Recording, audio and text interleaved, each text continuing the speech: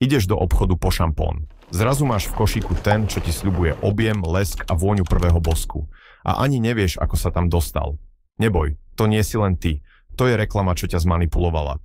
S úsmevom na tvári a huslistom v pozadí. Reklamy nepredávajú produkty, predávajú pocity, sny, ilúzie. A my? Myslíme si, že si vyberáme sami. Ale vo väčšine prípadov len nasledujeme stopu, ktorú nám niekto naschvál zanechal. Ako to robia? Poďme to rozobrať. Reklamy fungujú, lebo poznajú tvoje slabé miesta. Nie sú logické. Nie sú fér. Presviečajú nás ako bývalé na Instagrame, cez emócie. Hrajú sa napríklad s tvojim strachom, že ti niečo ujde. Túžbou byť krajší, úspešnejší alebo šťastnejší. A tie reklamy s nemenovaným kakaovým nápojom? Vracajú ťa rovno do škôlky. Tie ti hrajú na nostalgiu.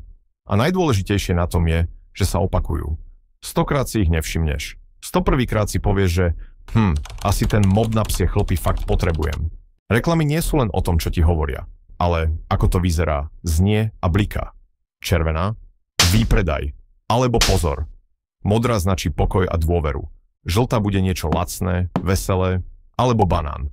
Ale pri farbách to nekončí. Keď budeš najbližšie brázdiť uličkami tvojho obľúbeného supermarketu, všimni si, čo hrá z reprákov. Rýchla hudba rovná sa rýchlo nakúp, nech nestihneš premýšľať. Ale pomalá hudba rovná sa poprechádzaj sa a pri pokladni zistíš, že máš plný vozík.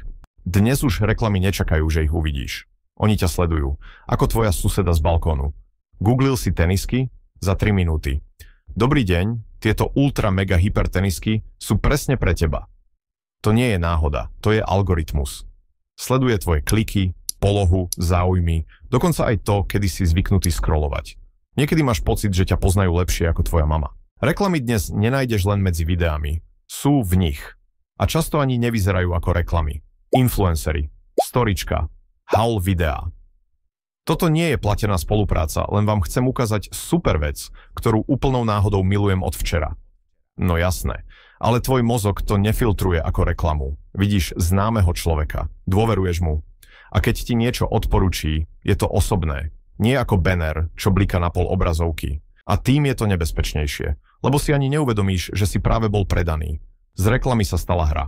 Ale nie fair hra. Jedna strana má vedu, algoritmy psychológov. Tá druhá? Len tvoj mozog a peňaženku. Dá sa proti tomu brániť? Do určitej miery sa môžeš brániť. Ale nebude to bez boja. Používaj adblock. Pred každým nákupom sa spýtaj. Potrebujem to? Alebo som sa len nechal zmanipulovať spievajúcim škrečkom?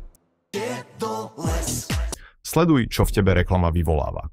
Uvedom si, že to nie je náhoda. Je to dizajn. Reklamy nie sú zlé, sú len veľmi presvedčivé. Ich cieľ? Urobiť z teba konzumenta.